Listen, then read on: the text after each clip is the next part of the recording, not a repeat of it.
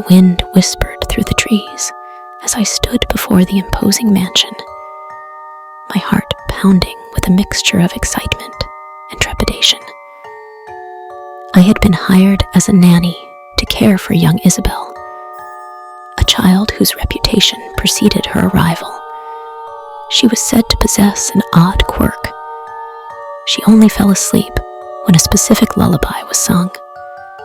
It sounded charming at first, but as I would soon discover, there was a sinister secret woven into the very fabric of that innocent-sounding melody. The first night was uneventful. Isabel's cherubic face rested against the pillows as I sang the designated lullaby.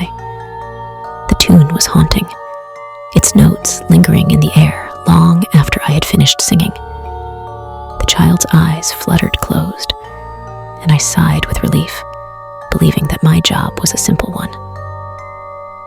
As days turned into nights, however, I began to notice a pattern.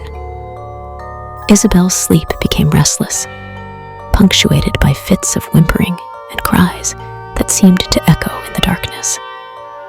It was as if the lullaby wasn't merely a sweet tune, but a conduit for something much more malevolent. One evening, curiosity got the better of me. Instead of singing the lullaby, I hummed a simple melody of my own making. Isabel's eyes shot open, and a low growl reverberated through the room.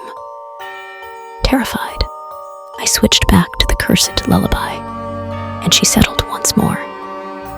It was then that a chilling realization dawned upon me. The lullaby was not a mere preference.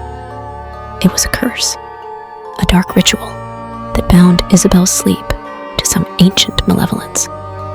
Desperation led me to research the mansion's history.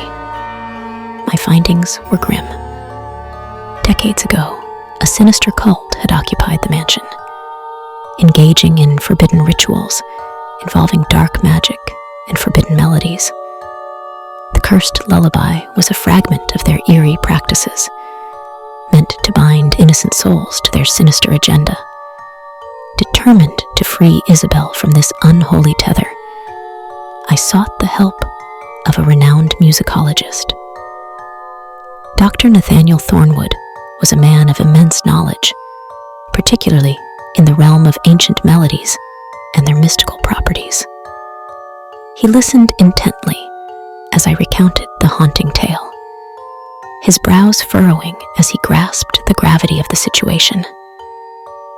Breaking a curse that's so intricately tied to a specific melody won't be easy, he cautioned, his voice as somber as his expression.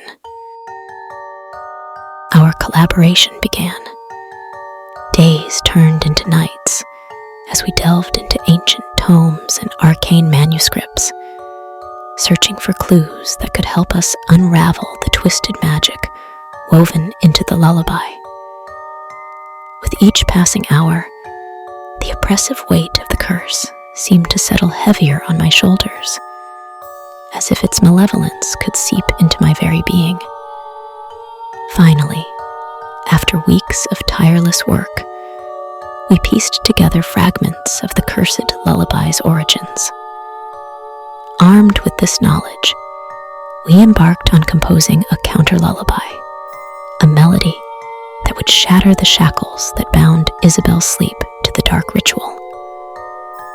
The notes flowed from my heart, infused with the desperation and determination that had fueled our journey.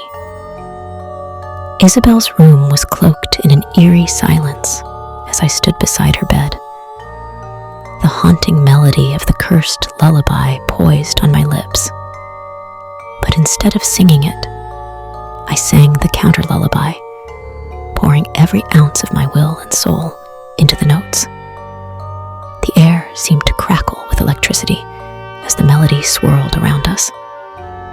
Isabel's eyes widened, and for a moment, it felt as though time itself held its breath. Then, with a shudder that seemed to echo through the very foundations of the mansion, Isabel's eyes closed, and her breathing steadied. The curse was broken, But victory came at a price. As Isabel slumbered peacefully, I felt a searing pain in my chest, as if the curse that had once ensnared her had found a new vessel. The powerful magic that had fueled the counter lullaby had backfired, leaving me marked by the darkness I had sought to vanquish. As I left the mansion, the weight of the curse settling heavily upon me, I couldn't help but glance back one last time. Isabel was safe, her innocence preserved, but the cost of that safety had been my own. The wind whispered through the trees, carrying with it the haunting strains of the lullaby that had forever changed my fate.